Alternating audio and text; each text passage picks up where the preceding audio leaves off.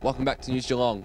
We continue to talk about the Melbourne Rebels trial match, and what better man to discuss than former Australian Wallabies captain and Melbourne Rebels captain Sterling Mortlock, who was also at the Geelong waterfront. Good to see you back in Geelong for another trial match in February.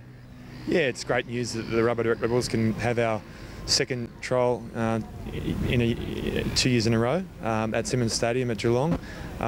We're really looking forward to the opportunity of playing here, and also, I guess, conducting our junior coaching clinic prior to the game, and also hopefully we can have a really good turnout. We had just over 6,000 or so supporters come. Hopefully we can get a little bit more than that on the 9th of February next year. How important is it to build your fan base and take it all around the state to here in regional Geelong?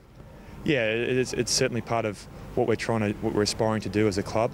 A big part of what we aim to do is to be part of the community, and obviously the far and wide community throughout Victoria. So we have from a get-go been playing trials all throughout regional Victoria, and getting across here to Geelong. It's another great opportunity to do that. Rugby takes you all around the world, and 80 tests, as you said. What do you like about this town? And nice waterfront and the stadium, obviously. Yeah, the stadium's a world-class facility, world-class venue. Obviously, the home of the Geelong Cats, which are a really strong club in the AFL and have done really, really well. But for us, given the opportunity to play at a world-class facility is fantastic. Geelong, as a town, they love their sport. They love international sport, and for us, I guess it's a unique side of what rugby does offer. It is one of its strengths is that it really is an international game, and we play in a tournament against South African clubs and New Zealand clubs. And the trial in particular, we play against the Wellington Hurricanes, who are from New Zealand. They're a really strong club. They have a great history, and you know, that's part of the nuances at rugby. From our perspective as well, I remember the trial last year against the Chiefs. It was great weather for the day. Hopefully it'll be something like today. It'd be a great result for us. You've been in retirement mode a little while now. How are you seeing that side of things? Yeah, really enjoying the transition into retirement. I guess I always moved down to the club with a commitment to be involved with more than just my playing years. So at the moment, sitting down with the admin side of the business and the commercial guys, and when we get closer to playing, certainly when the trial's around, I'll be having a lot more connection with the coaching staff and the playing group, predominantly focusing on opposition analysis. So I'm really enjoying that connection and continuity with the club, but also I'm also doing a rotation with NAB Bank, so enjoying my time there as well. So balancing a couple of things and enjoying it. Thanks, Sterling, and good luck for the future of the Melbourne Rebels. Now we're down to Beckley Park for the Geelong Gold Cup at the Geelong Greyhound Racing Club, with a winner, Haranui Hitman. Geelong Gold Cup of 2012. Joint favourites now, Brenner Bale and Desali Bale here, each of 2 at 4.20. All in. Sparks about to fly. Green light on. Bunny rolling. Set now the Geelong Cup. They're set. Racing. Brenner Bale slow. Geordie Porty won the start with Haranui Hitman out fast. Blackall's Boss, then Brenner Bale railing, followed by Pops Max. Around the outside goes to Sali Bale, well back to Stagger and back to last Uber Bale, settling down. Haranui Hitman got away, 4 to Blackall's Boss, 3 back then Brenner Bale, rest headed by Pops Max. No sign of Geordie Porty, Stagger or Uber Bale with Desali Bale, but Haranui Hitman turned in front, full of running, racing clear, and Haranui Hitman wins the cup by 3. Blackall's Boss second, third to Brenner Bale, then Geordie Porty. Now we're down the road to Avalon Raceway, where Gavin White calls the winner, Stephen Lyons, in the Routley's Sprint Car Stampede. Comes up on Alice, the back marker. He's got a main straightaway over Molyneux in second, followed by Melbourne in third, Murcott in fourth, Bell in fifth on the outside, as the leading 5 cars all running the cushion. Fairly evenly matched, I might add. Albeit for Lyons, who continues to distance himself over Molyneux. This time he's run up behind Chris Lacey with 3 to run. Lacey and Tanner having their own side-by-side battle run ahead of your leader. Lyonsy this time to the bottom. Slides up, back to the cushion in turn number 2. Lap car between he and Molyneux. Still Melbourne holding sway for third, but Murcott's coming after him. 1 to run. The Rowley Stampede here at Avalon Raceway.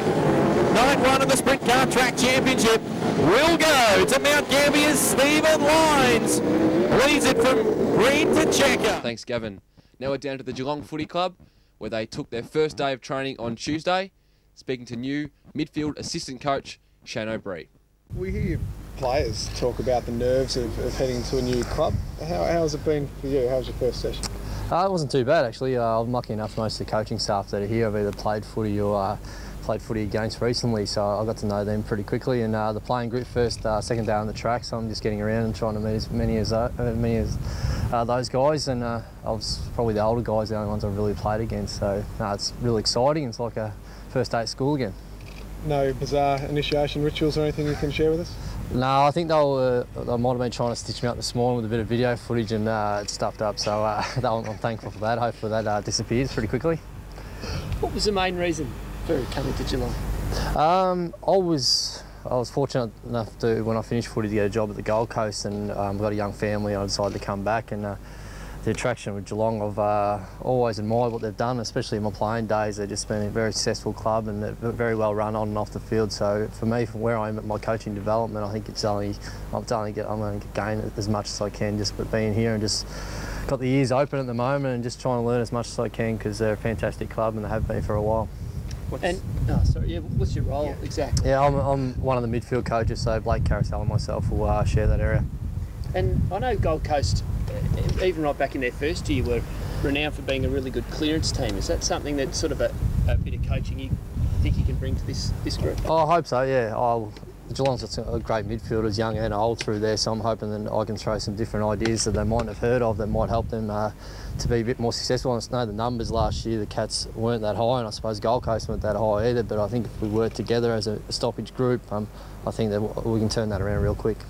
Is stoppage sort of a particular area that you'll sort of specialise in, or it's just midfield in general? Yeah, stoppages is my main area. I think I've spent 2 years as a coach, and I thought I had a bit of success with the Gold Coast in that area, and I think it's something, it was my craft when I played, so hopefully I can teach the young group that we've got here at the Cats some few tricks along the way. Are they looking at that specifically, sort of after the last year they had to sort of bring someone in to help with that? I'm not too sure for that case, but Nigel Lappin's sort of changed his role a little bit, so that sort of opened up a job for me there. And how excited should they be down here about Josh Caddy? They should be extremely excited. He's a young guy. His willingness to learn. He's a bit of a bull at the gate. He's had a few little niggles along the way, but around an older group and with a good blend of young guys, I think he'll fit in really well and he'll really blossom this year. He said his heart wasn't really in it up there. Did you get a sense of that? No, not really.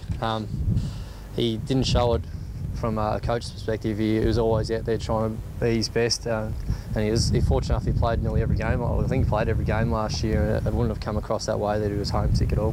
Thanks, Shane. Now we'll take a quick look at the cricket to be played around the region tomorrow, starting with Geelong Premier Cricket, and all 4 grades will chase the runs against Paran after last week bowling in all grades. The first will chase 368 for victory, a mammoth task after David Hussey made the runs for Paran last week. Geelong will resume at 1 for 16, while Aaron Finch will not take part in the side. He made 8 for Victoria in their current Sheffield Shield match against New South Wales.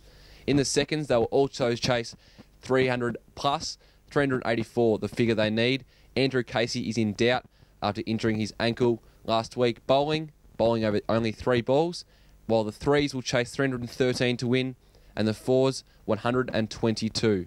In GCA 1, cricket to be played this week, St Joseph's have the upper hand in their clash against Highton, chasing 137. They will resume at 2 for 42. Grovedale made 217 last week against Belpost Hill. Simon Pearce, the main man, with 143 next to his name. East Belmont has set Lara 218 to win in their clash at Winter Reserve, while 2 late wickets to Adam Marsland, a man we interviewed on News Geelong only a couple of weeks ago, has given Geelong City hope in pulling off the upset of the season against reigning premiers Geelong West. Richie Oliver making 101 in their figure of 203, while the Geelong West Rams will resume at 2 for 16. And just quickly, in other games, Torquay will defend 199 against Merger Bullock in GCA 2.